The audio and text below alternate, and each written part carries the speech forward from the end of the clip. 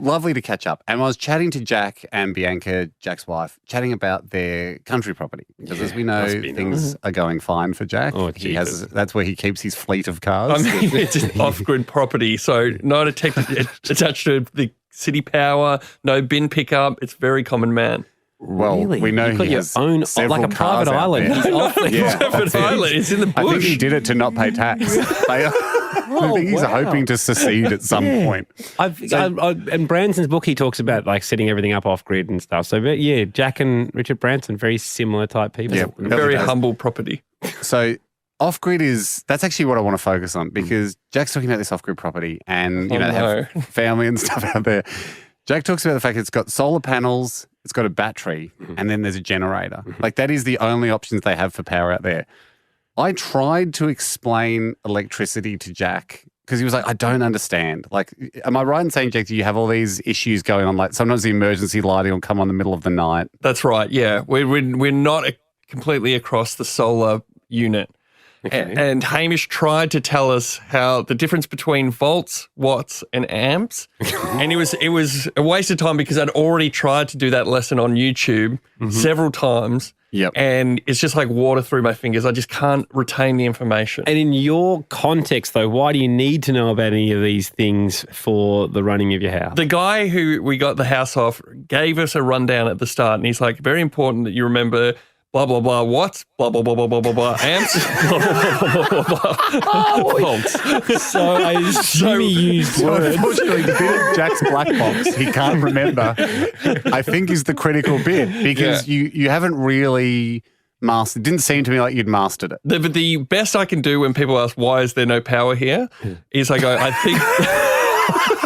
Family members? Yeah. Wow. Hang on. This is the part that you're skipping over. So you go to your country property. Jack's got the family out for over Christmas holidays and stuff. And we did all the Mum's power's birthday, and during winter is particularly hard because It's very cold. There's not as much solar power coming in. Yeah. And so the power will go out for Mum's birthday, say, and some emergency beacons will come on, which to me is crazy because it's like if you've got power to run the emergency beacons, just use that power to run the lights. But I don't know. That's what We'd rather not know it. We'd rather not know we were getting low. We'd rather just be playing Xbox with the full heating on.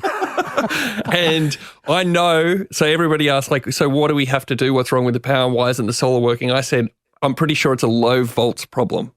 And that's the best I know. It's a low sun problem, I reckon, in winter anyway. But so then you're meant to do what? You're meant to like turn up the volts or something. Is that what you're saying? Oh, but then we use the generator. So that, you put diesel in the generator, that goes on, and that does make everything come back to life again.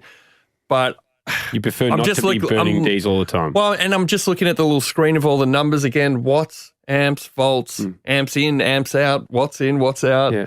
And I just don't really know what's going on at all on that panel. So I just kind of hack at the buttons for ages and then eventually it comes back on again. Wow, okay. I mean, this is so opposite to how you would run a house, Andy. Oh, yeah, no. Like you go to Andy's family beach house and like the detail, like the books, the instructions, the flow charts. You would hate the inefficiency of this, Andy. Like if you were coming to stay, I would say charge up your phone and laptop before you come. It's not good to charge up here.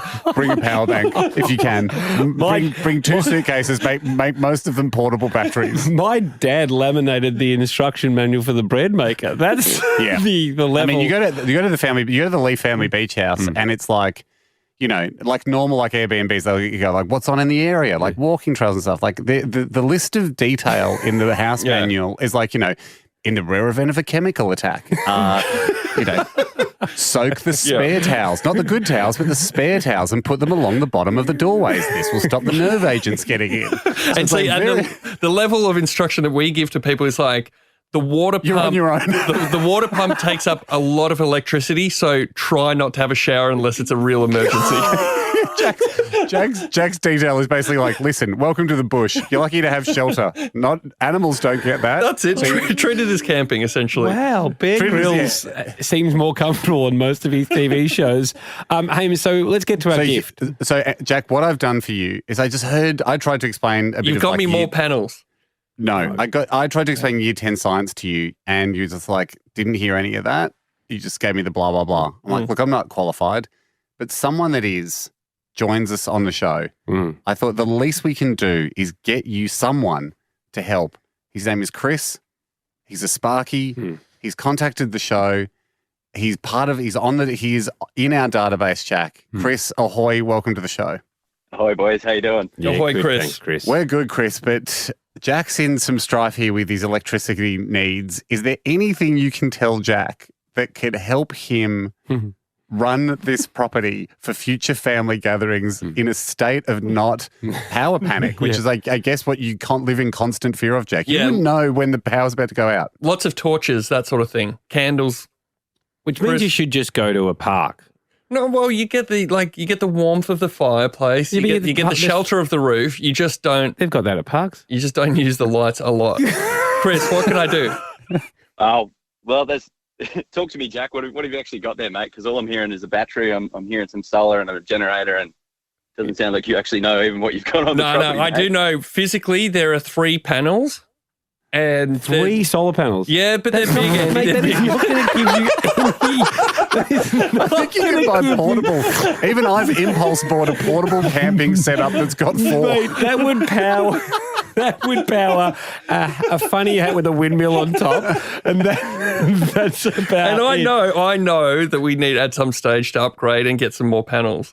So at the moment we got 3 panels. They run into, I want to say 6 batteries, like the size of car batteries. You wouldn't even need that many batteries. And then 3 panels. And then the batteries, even though they've got a lot of charge in them, so the batteries will sometimes say 99%, bang, the lights go out. So that doesn't make sense. So the volts, and you think it could be volts? The volts in the battery aren't strong enough. Chris, does this make sense? Like they're not strong enough to push the power through to the home.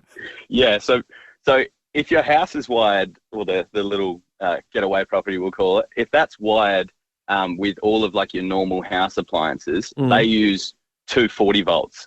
A car battery is 12 volts. Yeah. So I've got. If you've got 6 car batteries, you're not even going to equate to 100 volts, and all your normal appliances will run on 240. So you might have some form of inverter in there which converts it from 12 volts to 240. Chris, he did say the word inverter. That's ringing bells for me. It has to. Well, you have to change the voltage. Yeah, where you've got solar panels, you must have an inverter. So that's where we convert it into our 240 volt supply that would distribute through your house. So the problem is 3 panels. Mate, with 3 solar panels, I've seen grey nomads with more solar panels than caravans. So I'm not surprised you're not actually getting too much there. But I said they're big, right, Chris? They're big panels. How big? Like half a door? That's not big, mate. That's a standard panel. Okay. So we do solar, Jack, and when we would put it on somebody's house, so like if we put in a 6 kilowatt system, which, in terms of like offsetting your energy bills, a medium-sized house, call it a 3x2, if they had a 6 kilowatt solar system on, they would pay the bare minimal you would expect probably through summer and stuff towards their energy supplier. So, but to get that, we would put in 18 panels. So you've only got. Or to use your language, Jack, 9 doors worth. Yeah, sorry. Chris, You're running 9 doors of power. You're only running 1.5 doors of power over at your place. Simplify it for me, Chris. If I get more, no, Chris. If I get more panels, the lights will stay on. Absolutely. More panels and more batteries. You really need to look at getting a standalone solar battery setup, which would mean that your solar panels will charge through the day, and then that will convert through your inverter into your battery pack, which will store the power, and then you'll be able to use it both night and day. Now, Chris, Jack is not someone who likes spending money. Yeah, this is the next hurdle. I was going to go to mates rates next. Chris, do you sell the battery packs? We can sell the battery packs, yes. But Jack, what I don't understand is, mate, with all that popcorn you stole from Hoyt, you'd be able to put that in a high interest account. Exactly. You would have been able to afford this. Exactly. little lesson here for people working. Popcorn is popcorn. It doesn't buy solar panels. I'm sure there's a way you could have converted it to money. Still using the codes there, mate. No codes. Chris, what I want to know is like 18 solar panels and a big old battery. Let's talk. No, this is not. We did not bring this on so Jack could get Chris it. we didn't bring Chris on so you could fleece him. Yeah. Like he's trying to. No, I'm trying to fleece him. Like I want you to walk away with your Jack, popcorn. Let's make a weasel pitch. Like, let's get a weasel pitch. This feels like ripe ground for a weasel pitch. Oh, great. Okay, I will do whatever it takes if a solar panel.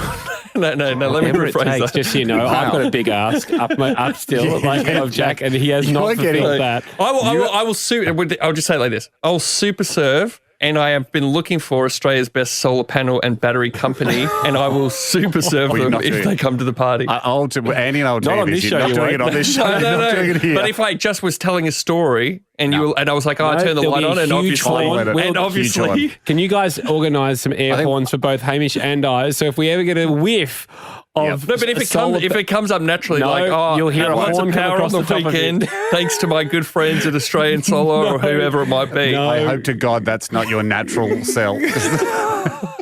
Chris, we'll let you go. Thank you very much. We really appreciate it, buddy. No worries, boys. Good luck, guys.